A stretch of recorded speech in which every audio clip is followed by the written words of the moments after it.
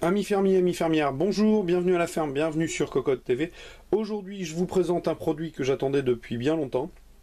C'est donc avec un grand plaisir que je vous le présente, avec une fébrilité et une émotion non dissimulée, mais en tout cas pas visible à l'image.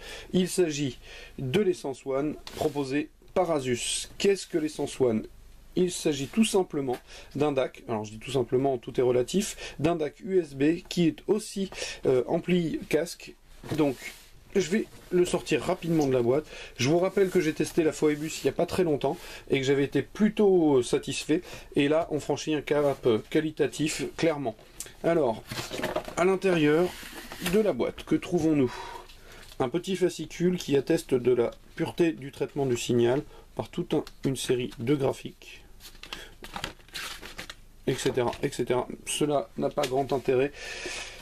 Nous avons donc aussi un guide de l'utilisateur, pardon, décidément.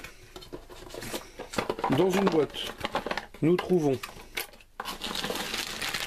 un câble USB, puisqu'il est aussi USB, un adaptateur 3,5 mm vers 6,5 mm plaqué or, que je remets dans la boîte. De l'autre côté, nous avons un câble secteur. Ça n'a pas grand intérêt, mais il est là, c'est plutôt pratique. Ensuite, le DAC en lui-même, qui fait clairement son poids, je vous l'assure. Ce n'est pas tout à fait léger. Je vais pousser la boîte, mais la garder dans le coin, puisqu'il y a quelques indications techniques que je vais vous donner et qui pourraient vous intéresser par la suite. Je la pose ici. Alors, le DAC en lui-même est tout de métal, et comme je vous le disais, très lourd. Je ne sais pas si c'est un gage de qualité, mais en tout cas, il est très lourd. En façade, nous trouvons donc le bouton d'allumage, un bouton qui permettra de mettre en route l'upsampling, un bouton qui permettra de sélectionner la source, coaxial, TOS, USB, un bouton de mute, donc couper le volume, le bouton de volume général, avec sur le côté des diodes qui permettront de visualiser l'échantillonnage. Cette partie-là est plutôt destinée au casque, puisque nous avons donc un volume spécifique casque qui gérera la sortie 6,5 mm.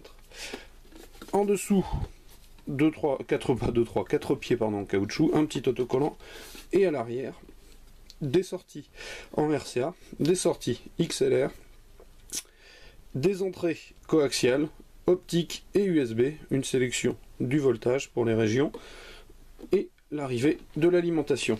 Alors, c'est un DAC qui est vendu autour de 450 €, me semble-t-il, qui va me permettre de tester les casques et les enceintes, que je mettrai en concurrence avec mon Mini I de Matrix. Le Mini I n'est pas tout à fait dans la même gamme, puisque nous sommes autour de 329 €, propose une restitution du son qui est forcément différente, certainement beaucoup plus neutre et beaucoup plus froide, voire analytique, je l'ai déjà dit dans les tests. S'il est du ressort, ou en tout cas du même acabit que la Phoebus, on devrait être sur quelque chose de beaucoup plus chaud, beaucoup plus agréable.